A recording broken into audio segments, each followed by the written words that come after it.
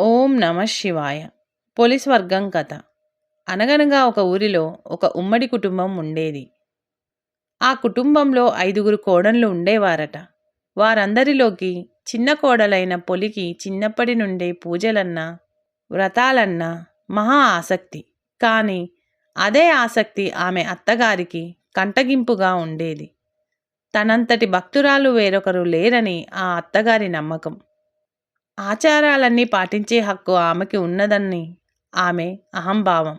అందుకే కార్తీక మాసం రాగానే చిన్న కోడలిని కాదని మిగతా కోడళ్లను తీసుకొని నదికి బయలుదేరేది. అక్కడ తన కోడళ్లతో కలిసి చక్కగా నది స్నానం చేసి దీపాలను వెలిగించుకొని వచ్చేది. ఈలోగా కోడలు ఎక్కడ దీపం పెడుతుందోనన్న అనుమానంతో దీపం పెట్టేందుకు కావలసిన సామాగ్రి ఏదీ ఇంట్లో లేకుండా జాగ్రత్త పడి మరీ బయలుదేరేవారు అత్తగారు. కార్తీక మాసంలో పొలి దీపం పెట్టకుండా ఉండేందుకు అత్తగారు చేసిన ప్రయత్నాలు సాగనే లేదు. పెరట్లో ఉన్న పత్తి చెట్టు నుంచి కాసింత పత్తిని తీసుకొని దానితో ఒత్తిని చేసేది పొలి. దానికి కవ్వానికి ఉన్న వెన్నను రాసి దీపాన్ని వెలిగించేది. ఆ దీపం కూడా ఎవరికి కనిపించకుండా ఉండేందుకు దానిమీద బుట్టని బోర్లించేది. ఇలా కార్తీక మాసం అంతా నిర్విఘ్నంగా దీపాలను వెలిగించింది పొలి. చివరికి అమావాస్య రోజు రానే వచ్చింది. కార్తీక మాసం చివరి రోజు కాబట్టి ఆ రోజు కూడా నది స్నానం చేసి ఘనంగా కార్తీక దీపాలను వదిలేందుకు అత్తగారు బయలుదేరిరి.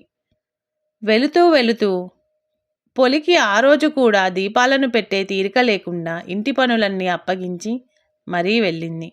కానీ పొలి ఎప్పటిలాగే ఇంటి పనులను చకచకా ముగించుకొని కార్తీక దీపాన్ని వెలిగించుకుంది.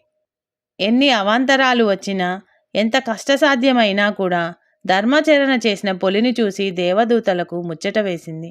వెంటనే ఆమెను బొందితో స్వర్గానికి తీసుకువెళ్లేందుకు విమానం దిగి వచ్చింది. అప్పుడే ఇంటికి చేరుకున్న అత్తగారు, ఆమె కోడళ్ళు ఆ విమానాన్ని చూసి అది తమ కోసమే వచ్చిందనుకొని మురిసిపోయారు. కానీ అందులో పొలి ఉండేసరికి ఆశ్చర్యపోయారు. ఎలాగైనా ఆమెతో పాటుగా తాము కూడా స్వర్గానికి వెళ్ళాలనుకునే ఆత్రంలో పొలి కాళ్ళని పట్టుకొని వేలాడే ప్రయత్నం చేసినా ఉపయోగం లేకపోయింది. విమానంలోని దేవదూతలు పొలికి మాత్రమే స్వర్గానికి చేరుకునేంతటి నిష్కల్మషమైన మనసు ఉందని చెబుతూ వారిని కిందికి దింపేశారు. ఈ నేపథ్యంలో తెలుగునాట స్త్రీలంతా పొలిని తలుచుకుంటూ